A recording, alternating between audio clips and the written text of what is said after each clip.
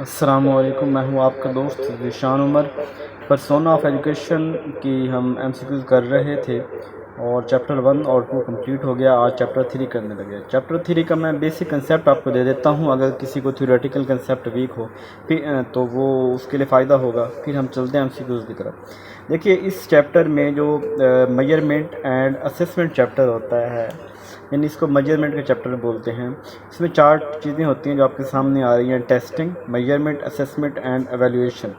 Testing क्या होता है कि किसी भी चीज़ के, किसी स्टूडेंट के बिहेवियर को चेक करने के लिए, या एक सेट ऑफ क्वेश्चन जो होता है उसे टेस्टिंग कहते हैं, या किसी भी स्टूडेंट के बिहेवियर को चेक करने के लिए जो प्रोसीजर होता है, जो उसका इनिशियल पॉइंट होता है, वो टेस्टिंग होता है। फिर उस जो टेस्ट हमारा होता है उसकी बेस पे जो हम उसको मार्किंग करते हैं, और नंबरिंग यानी क्वांटिटेटिव सूरत में हमारे पास जो डाटा होगा कि इसके इतने मार्क्स हैं, इसके इतने मार्क्स हैं, वो मार्क्स हमारे पास मेजरमेंट होगी। उस मेजरमेंट की बुनियाद पे हम जो है ना वो चीज़ों को वर्डली डिस्क्राइब कर रहे होते हैं कि उसको हम कह रहे होते हैं ये जो है ना वो ए ग्रेड है, ये बी ग्रेड है, ये सी ग्रेड है। तो इस तरह हम जो कर रहे होते हैं वो हमारी असेसमेंट होती है। और उसके बाद लास्ट पॉइंट एवेल्यूएशन है, जिसमें हम जज कर रहे होते हैं कि आया कि बंदा फेल हुआ है, पास हुआ है, फर्स्ट आया, सेकंड आया, थर्ड। तो यानी कि जहाँ जिसकी बुनियाद पे हम उसको एवेल्यूएट कर रहे होते हैं कि वो किस दर्जे में है, वो एवेल्यूएशन होती है।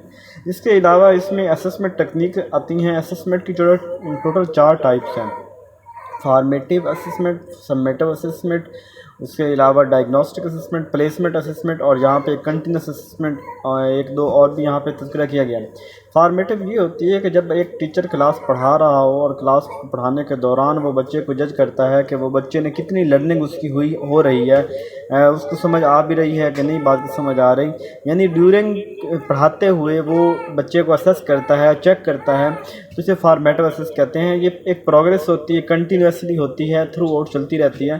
तो ये वाली जो है ना वो इसको हम कह रहे होते हैं फॉर्मेट। दूसरी हमारे पास होती है, वो होती है सम्मेटिव सम्मेटिव असेसमेंट ऐसी असेसमेंट होती है जो एट द एंड ऑफ, यानी एक पर्टिकुलर सिलेबस हमने कवर करवा लिया, उसके बाद हम जो है ना उसकी असेसमेंट करते हैं फाइनल एग्ज़ाम की सूरत में, मिड टर्म एग्ज़ाम की सूरत में। ये जो होती है इसको हम कह रहे होते हैं मेजरमेंट, सम्मेटिव असेसमेंट।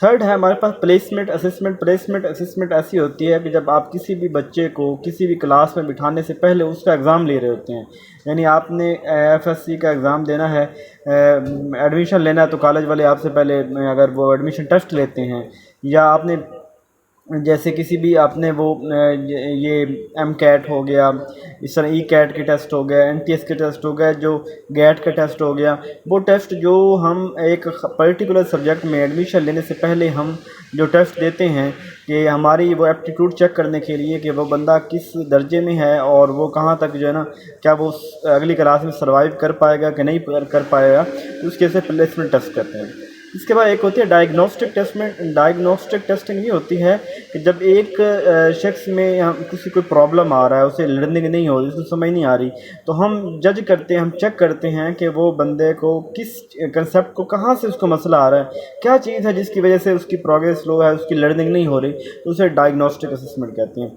बेसिकली ये चीज़ें इस चैप्टर में, मतलब ये एजुकेशन का आसान तरीन चैप्टर में से एक है और इम्पोर्टेंट चैप्टर भी है, क्योंकि ये को टच किए बगैर एजुकेशन जो है ना वो समझें कि वो कवर नहीं हो गई। तो चलते हैं अपने पहले एमसीक्यूज़ की तरफ। पहले 2-4 एमसीक्यूज़ में जस्ट डेफिनेशन है, ये इतनी इंपॉर्टेंट नहीं है, बस आपको थोड़ा बहुत पता होना चाहिए। First, a test is an instrument or systematic procedure for measuring some sample of behavior। यानी टेस्ट एक ऐसा इंस्ट्रूमेंट है जो सैम्पल ऑफ बिहेवियर को मेजर करने के लिए का तरीक़ाकार है। इस डेफिनेशन किसने दी थी? ये दी थी नॉर्मन ई ग्रोनलैंड ने। नॉर्मन ई ग्रोनलैंड ने ये डेफिनेशन दी थी। Second, a test is a set of question. पीछे उसने कहा था पिछले क्वेश्चन में कि टू चेक द बिहेवियर, मैंने वो जैसे कहा सैम्पल ऑफ बिहेवियर चेक करने के लिए, यहाँ पे वो कह रहा है कि test of set of question in which has correct answer the examinee usually answer orally or in writing the. तो ये रिटर्न में हो सकता है, ऑरली जो है वो जो क्वेश्चन होते हैं जो एक एग्जामिनर जो है बच्चे स्टूडेंट से पूछते हैं। तो ये वाली डेफिनेशन किसने दी थी? ये एबल फरसबी ने दी थी, एबल फरसबी। थर्ड है measurement is to obtain information quantitative, यानी मेजरमेंट वो है जो क्वांटिटेटिव फॉर्मेट में इंफॉर्मेशन को लेती है। ये किसने दी थी? ये दी थी महरन सिलहमन ने दी थी। फोर्थ क्वेश्चन है assessment involve the interpretation of measurement. अब वो जो मेजरमेंट हमने जो डाटा क्वांटिटेटिवली लिया है उसकी इंटरप्रिटेशन करना। It make sense of the data collected और स्टूडेंट परफॉर्मेंस, जो कि स्टूडेंट की परफॉर्मेंस को बताएगा कि वो किस दर्जे में है। तो the definition of assessment define, ये मरी पेरेंट ने दी थी, मोरे पेरेंट ने दी थी। फिफ्थ है evaluation is an information gather information और providing useful information by judging. बात जब जज किया जाए, डिसीजन मेकिंग किया जाए, अल्टरनेटिव किया जाए, तो उसको हम क्या कहते हैं, उसको एवेल्यूएशन कहते हैं। और एबल फरस बी ने ये डेफिनेशन भी दी थी। यहाँ तक हमने जो चारों डेफिनेशन पढ़ी है, एक तो ये याद रख ले, जब वो कहे सैंपल ऑफ बिहेवियर चेक करने के लिए तो वो ग्राउंडलैंड ने दी थी, नॉर्मन ग्राउंडलैंड। जब वो कहे कि सेट ऑफ क्वेश्चन की बात करे तो जो एबल फरस भी ने दी थी। और इसी तरह जब वो बात कर रहा हूँ मेजरमेंट क्वांटिटेटिव सूरत में होती है बहुत आसान, तो मेहरन लहमन ने दी थी, मेजरमेंट की बात थी। और जब वो असेसमेंट की बात कर रहा है इंटरप्रिटेशन के अंदर में, तो मोरे पेरेंट ने की थी। और उसी तरह जब एवेल्यूएशन की बात कर रहे जजिंग डिसीजन, तो वो एबल फरसबर्ग जिसने हमें टेस्ट सेट ऑफ क्वेश्चन की बात की थी, तो वो वही बात ये वाले, मतलब वही शख्स ये वाली बात भी करता है। तो इसको अगर आप 2-3 दफ़ा इसको रिवाइज करें, अपने जहन में एक स्केच बना के रखें कि जब सेट ऑफ बिहेवियर की बात करेगा तो ग्राउंडलैंड ने दी थी, जब test of question set of question की बात करेगा तो वो एबल फ्रसबी ने दी थी, जब वो मेजरमेंट की बात कर रहा होगा तो तब हम कहेंगे मेहरन लेमन की बात करेंगे, जब वो असेसमेंट की बात करेगा तो लेमन मोरे पेरेंट की बात होगी, और एवेल्यूएशन में वही हमारे पास एबल फ्रसबी की बात होगी। सिक्स क्वेश्चन है dash is a tool to measure some sample of behaviour. क्या होता है? टेस्ट होता है, हम पहले जानते हैं। गिविंग न्यूमेरिकल वैल्यू, ये मेजरमेंट होती है। इंटरप्रिटेशन असेसमेंट में कर रहे होते हैं। मैं थोड़ा सा तेज़ चल रहा हूँ क्योंकि मैंने आपको बहुत ही ज़बरदस्त तरीके से कंसेप्ट पहले बता दिया है। 9 है गिविंग अ जजमेंट की बात हो जाए और डिसीजन मेकिंग की बात हो जाए तो फौरी तौर पे आपने क्या करना है, वो एवेल्यूएशन लगा देना है। तो इसकी राइट सीक्वेंस क्या होती है, जो चैप्टर का नाम भी ऐसे टेस्ट, मेजरमेंट, असेसमेंट, एवेल्यूएशन होती है। सबसे कम स्कोप टेस्ट का है, सबसे जो हाई स्कोप है वो एवेल्यूएशन का होता है। मेजरमेंट में क्वांटिटेटिव डाटा होता है, असेसमेंट में क्वालिटेटिव डाटा होता है। असेसमेंट की जो हमारे पास टाइप्स हैं वो 4 टाइप्स हैं, और वो 4 टाइप्स कौन सी हमारे पास है, उसमें हमारे पास फॉर्मेटिव है, सबमेटिव है, कंटिन्यूस असेसमेंट आ गया। यहाँ उसने प्लेसमेंट की जगह कंटिन्यूस असेसमेंट लिख दिया। टेस्ट में हमें पता चलता है कि how well sample of behaviour measure करना है ना, तो सैंपल ऑफ बिहेवियर से मुराद ये है कि उसका बिहेवियर कैसा है, अच्छा है कि बुरा है। हाउ वेल, जब हाउ वेल की बात होगी तो वो टेस्ट होगा। जब हाउ मच को क्वांटिटेटिव में मेजरमेंट हो गया, हाउ मच की बात होगी तो वो क्वांटिटेटिव होगा, और हाउ गुड की बात होगी तो वो हमारे पास एवेल्यूएशन होगा। हाउ गुड, कितना अच्छा है, वो एवेल्यूएशन होगा।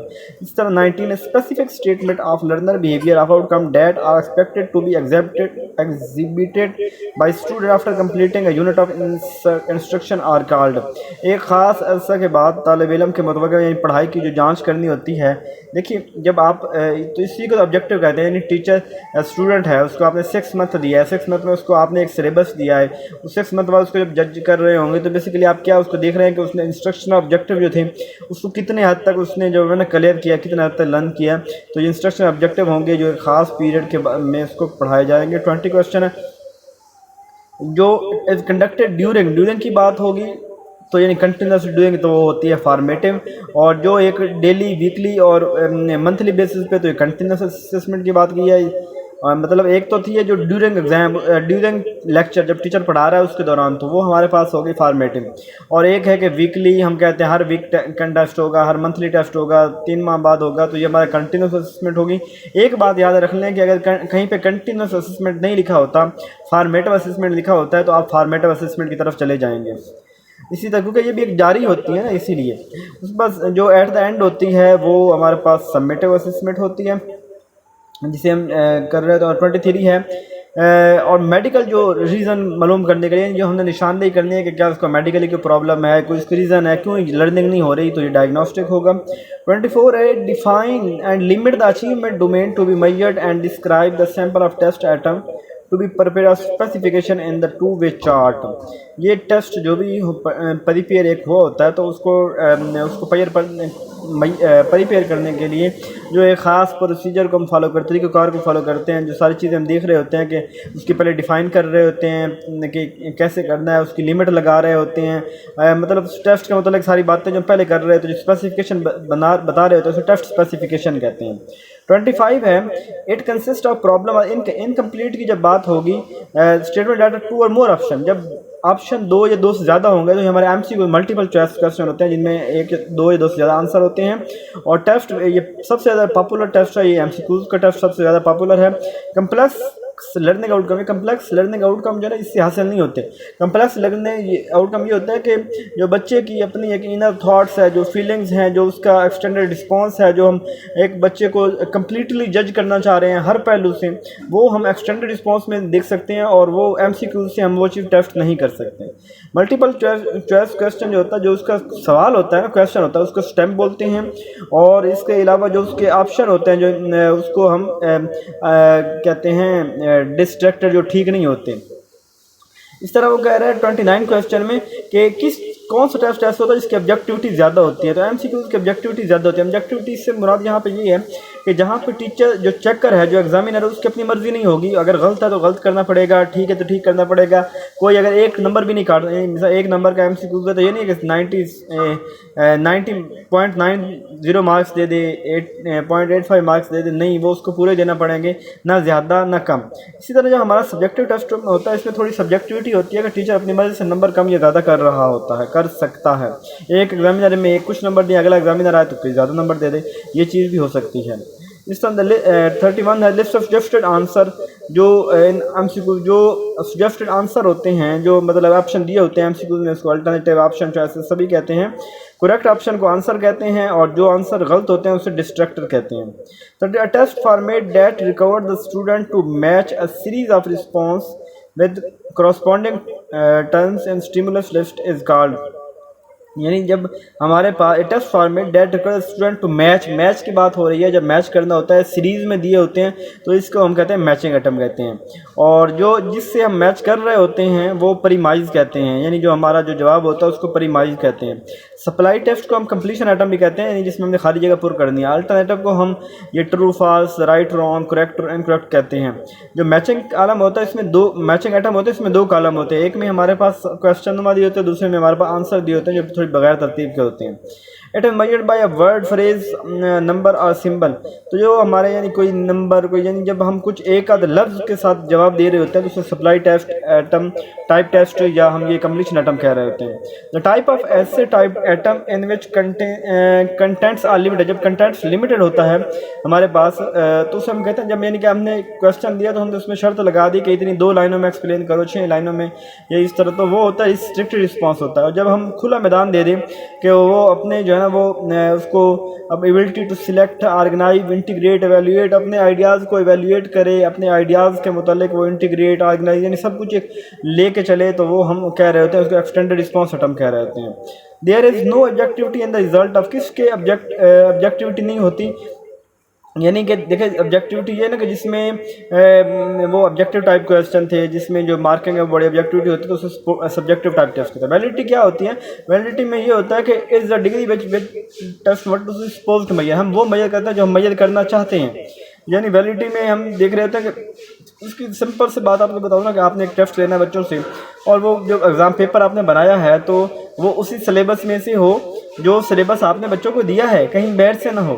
और वो जो 4 चैप्टर दिए हैं, 4 चैप्टर पेपर, हर चैप्टर की इक्वल जो है ना वो रिप्रेजेंटेशन हो, हर चैप्टर में से इक्वल जो है ना वो नंबर ऑफ़ क्वेश्चंस आ रहे हों, यानी इस तरह की चीज़ों को जो देखना वो वैलिडिटी का काम होता है। वैलिडिटी की बेसिकली 4 टाइप्स हैं, फिर उनके आगे फर्दर भी टाइप्स हैं। तो यहाँ पे जो तकरीबन 8 बनाई हुई हैं, तो वो उनकी फर्दर सब टाइप्स हैं, आप नाम बदल याद कर लें। अगर आपको वैलिडिटी का मसला हो तो मेरे जो प्ले लिस्ट में आपको बड़ा ज़बरदस्त लेक्चर मिल जाएगा वैलिडिटी और रिलायबिलिटी पे, यूनिवर्सिटी ऑफ जंग का ऑथेंटिक लेक्चर मौजूद है कि आप उसको देख सकते हैं और आपको बड़ा ज़बरदस्त तरीके से समझ भी आ जाएगी। तो यहाँ इसकी जो construct validity, content validity, criterion validity, face validity, concurrent validity, predictive validity, internal व एक्सटर्नल वैलिडिटी। तो ये इसकी वैलिडिटी टाइप, इसकी 4 टाइप्स हैं और फिर बाकी सब मर जाए। तो यहाँ पे सारी ओपन लिखी हुई है। रिलायबिलिटी ये होता है कि कंसिस्टेंसी मैयर करने के लिए कि कौन सा टेस्ट जो है ना वो जो reliability the degree in which a test constitute measure what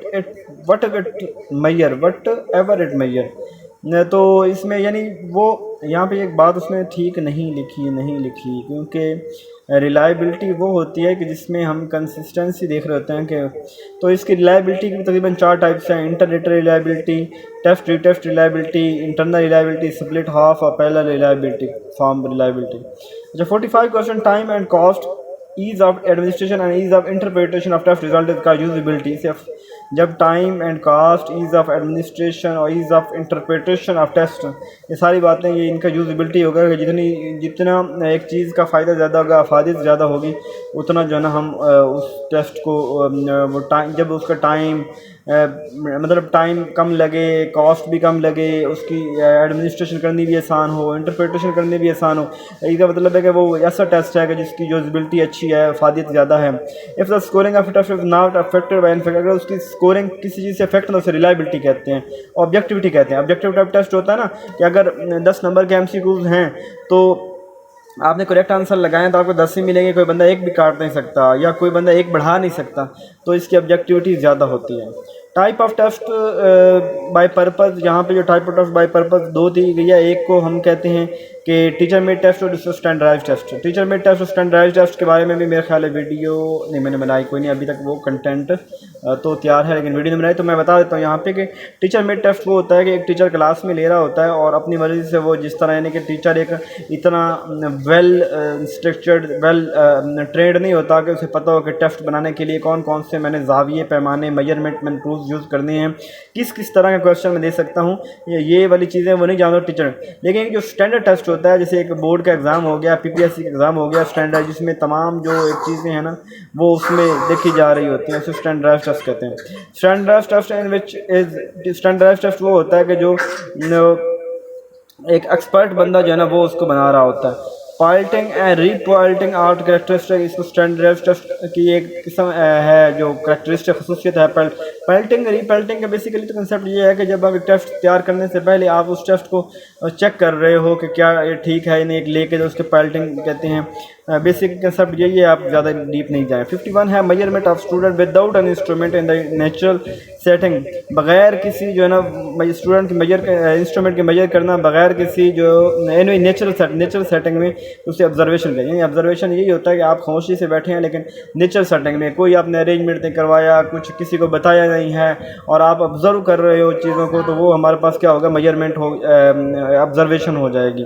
52 है it is a running description of actual example of a behaviour of student at observed bye teacher, यानी एक बच्चे का जो एक्चुअल बिहेवियर है उसको जो टीचर ऑब्जर्व कर रहा होता है और देख रहा होता है कि बच्चा कैसे परफॉर्म कर रहा है, अपनी डायरी में अपने अंदर उसका रिकॉर्ड रख रहा होता है, उसे एनेक्डोटल रिकॉर्ड कहते हैं। आप अपने स्कूल में जाते हैं, आप बच्चे के बारे में पूछेंगे आपने इसको कैसा पाया, ये किस तरह की इसकी हैबिट्स हैं, क्या कुछ लर्न कर रहा है, कहाँ कमज़ोर है, एक एनेक्डोटल रिकॉर्ड होगा, ये टीचर की ऑब्जर्वेशन होगी कि बच्चा कैसा है। 53 the first step in measurement में पहला स्टेप जो होता है कि हमने ये देखना होता है कि हम मेजर करना क्या चाह रहे हैं। ब्रॉडर जो होती है वो चीज़ होती है, एम ब्रॉडर होते हैं और जो गोल्स होते हैं वो इंटरमीडिएट और सबसे नीचे लेवल पे ऑब्जेक्टिव होते हैं। और procedure use to determine person ability, किसी चीज़ की शख्स की एबिलिटी मालूम करने के लिए हम परफॉर्मेंस मैक्सिमम परफॉर्मेंस टेस्ट लेते हैं, एबिलिटी चेक करने के लिए परफॉर्मेंस टेस्ट लेता है। नॉर्म रेफरेंस टेस्ट वो होता है, ये 2 टेस्ट की ये भी टाइप है, नॉर्म रेफरेंस टेस्ट और criteria reference test. Norm reference test वो होता है कि जिसमें हम किसी इंडिविजुअल फ़र्द की कारकर्दगी को देख रहे होते हैं और इसमें कंपैरिजन भी होता है क्लास में, यानी कि इसके कितने मार्क्स आए जी 70 मार्क्स आए हैं, तो ये उसकी जो है ना ये नॉर्म रेफरेंस टेस्ट हो जाएगा। इसी तरह अगर हम कलेक्टिव जो एक क्राइटेरिया पे देख रहे हों कि जब हम एक क्राइटेरिया रेफरेंस टेस्ट ये होता है कि जैसे हम देखते हैं कि वो कितने बच्चों को आता है किसी का कंपटीशन नहीं है। मैं कहता हूँ state second law of Newton, अब न्यूटन का सेकंड लॉ बताइए तो कितने जो क्लास में बच्चे बताएंगे, मैंने उनको फर्स्ट सेकंड नहीं किया, मैंने ये देखा कि इतने बच्चों को न्यूटन का सेकंड लॉ आता है और इतने को नहीं आता, तो ये किसी के साथ कंपैरिजन नहीं है। तो ये क्राइटेरिया फ्रेश टेस्ट होगा। फैसिलिटी वैल्यू क्या होती है, लेस। अगर फैसिलिटी वैल्यू एक टेस्ट की ना तीन चेक करने की एक होती हैं। एक हमारे पास ये डिफ़िकल्टी लेवल चेक करने की होती है कि फैसिलिटी इंडेक्स होता है हमारे पास, और दो और मैंने आगे कहीं आपको तो मैं देखता हूँ। तो फैसिलिटी वैल्यू अगर 0.20 से कम, यानी अगर 0.3 से कम होता है, हम कहते हैं कि ये टेस्ट टफ है, तो ये वाला टेस्ट डिफिकल्ट होगा। Objective type question have advantage over इस टाइप क्वेश्चन बिकॉज सच, क्योंकि जो ऑब्जेक्टिव टाइप टेस्ट होते हैं वो आसान मार्क करना होते हैं, इसलिए वो बेहतर है। डिस्क्रिमिनेशन वैल्यू, यही बात, एक फैसिलिटी वैल्यू होती है, एक डिस्क्रिमिनेशन वैल्यू होती है। डिस्क्रिमिनेशन वैल्यू 0.3 से लेकर 1 तक होती है, और जब वो एक 0.3 से अबव होगी यानी 0.4 होगी तो इट मीन टेस्ट जो है वो एक्सेप्टेबल है। 61 है the test involving the construction of certain pattern और solving problem in terms of concrete material is called. जो कंक्रीट मटेरियल हमें यानी कि उसकी जो चीज़ एक नज़र आ रही है कारकर्दगी देखने के लिए, जो वाज़ेह एक कारकर्दगी है किसी चीज़ की, तो वो देखने के लिए हम उसे कहते हैं परफॉर्मेंस टेस्ट कहते हैं। एमसीक्यूज जो स्टेम इट शुड बी, जो स्टेम है एमसीक्यूज की वो मीनिंगफुल होनी चाहिए, और whichever provide verb will be use to make an objective behavioural, और टू कंस्ट्रक्ट उसको, जो ऑब्जेक्टिव बिहेवियर को हम कंस्ट्रक्ट करते हैं। यानी ऑब्जेक्टिव बिहेवियर क्या होते हैं, बिहेवियर बेसिकली कंस्ट्रक्ट ही होते हैं कि किसी शख्स के अंदर जो उसके बिहेवियर जैसा आप उसको रिप्रेजेंट करते हैं, उसके सामने बिहेवियर देते हैं, वैसे वो बिहेवियर जो है ना वो सीखता है, लर्न करता है। तो ये बिहेवियर कंस्ट्रक्ट में आते हैं। 64 the objective of education which are concern are called, इस ऑब्जेक्टिव ही कहेंगे। The essay type test has main advantage on short, essay type test का जो शॉर्ट टाइम जो ऑब्जेक्टिव टाइप टेस्ट है उसके ऊपर क्या फ़ायदे, ये फ़ायदा कि इसमें हम जो ऑब्जेक्टिव टाइप टेस्ट है उसमें हम कम्प्लेक्स लर्निंग आउटकम मालूम नहीं कर सकते, जबकि जो हमारा ऐसे टाइप टेस्ट होगा उसमें हम कम्प्लेक्स लर्निंग आउटकम भी मालूम कर लेते हैं। और जो the most commonly use guessing correction formula जो होता है, इसका जो करेक्ट आंसर होगा, जो फार्मूला होगा वो होगा S is equal to R minus W बटा N। ये पूरे को नीचे W नहीं लिखना, R अलग होगा, माइनस W बटा N माइनस 1। ये हमारे पास गैसिंग करेक्शन फार्मूला है। 67 है the difference between maximum and minimum, इसको रेंज कहते हैं, जो मैक्सिमम मिनिमम होता है। और number of school lying in the class interval, interval जब कहते हैं इसका मतलब होता है कि खास फासले के बाद, तो इसको फ्रीक्वेंसी बोलते हैं। Norm if test is best who difficulty level, जब किसी भी जो टेस्ट होता है उसकी डिफ़िकल्टी लेवल 50 होगी तो इसका मतलब वो टेस्ट बेस्ट होगा, यानी ना आसान होगा और ना मुश्किल होगा। Question are difficult to mark, जो अनस्ट्रक्चरल क्वेश्चन होते हैं उनको मार्क करना मुश्किल होता है।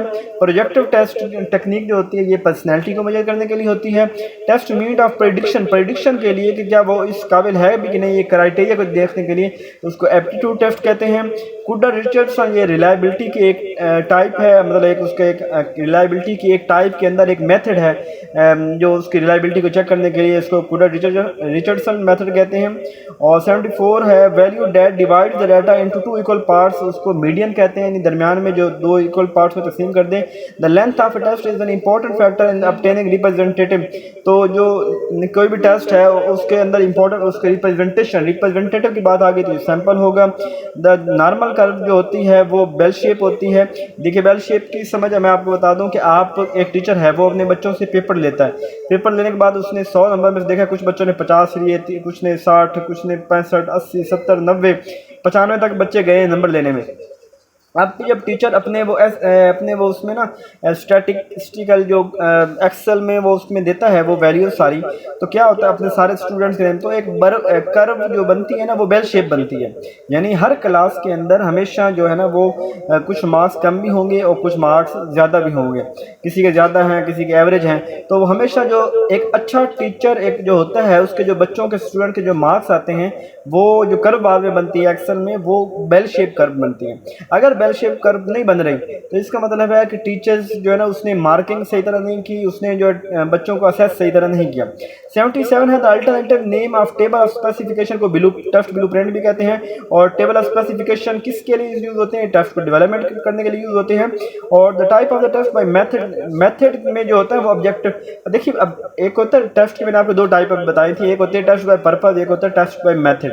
मेथड में वो होता है कि जिसमें मेथड चेंज कर रहे होते हैं, ऑब्जेक्टिव टाइप टेस्ट हो गया या उसके अंदर हमारा सब्जेक्टिव टेस्ट हो गया, इस तरह। लेकिन जो हमारे वो होती है टेस्ट बाई, वो दूसरा टेस्ट बाई पर्पस, तो उसमें teacher made test, standardise test, उस तरह की बात करेंगे। इट ये test that measure learning outcome of student, student की लर्निंग आउटकम को मेजर करने का अचीवमेंट टेस्ट। यानी हमारे मोस्टली जो क्लास में क्वेश्चन हो, टीचर जो क्लास टेस्ट ले रहा होता है तो अचीवमेंट टेस्ट होता है। यानी बच्चे को जो पढ़ाया है वो देखने के लिए उसको ये याद हुआ भी है कि नहीं, उसने इसको अजबर किया भी है कि नहीं है, मिसाल लर्न किया भी है कि नहीं किया, तो वो हमारा अचीवमेंट टेस्ट होता है।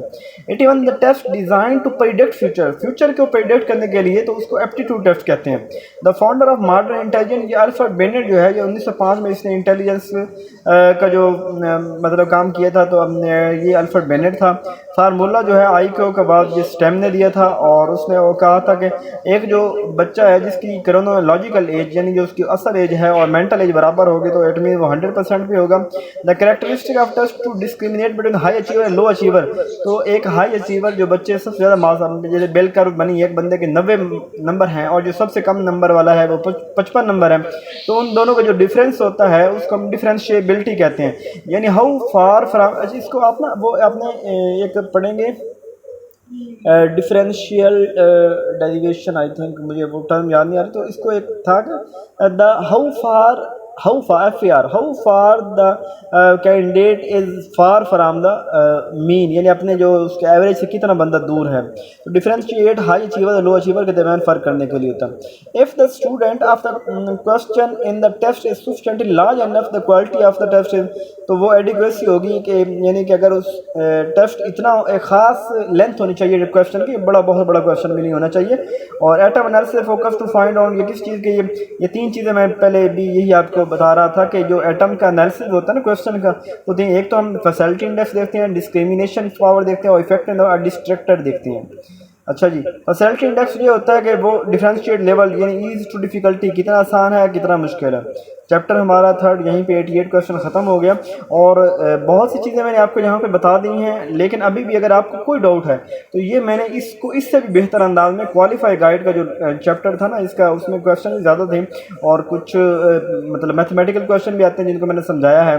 तो आप क्वालिफाई गाइड के जो MCQs हैं वो मेरी क्वालिफाई गाइड की जो प्ले लिस्ट है उसके अंदर वो चैप्टर दिया हुआ है, तो आप उसको देख लें। तो इसमें से भी 2-4 सवाल ज़रूर आते हैं BPSC के एग्ज़ाम में, तो आपके वो क्लियर हो जाएंगे।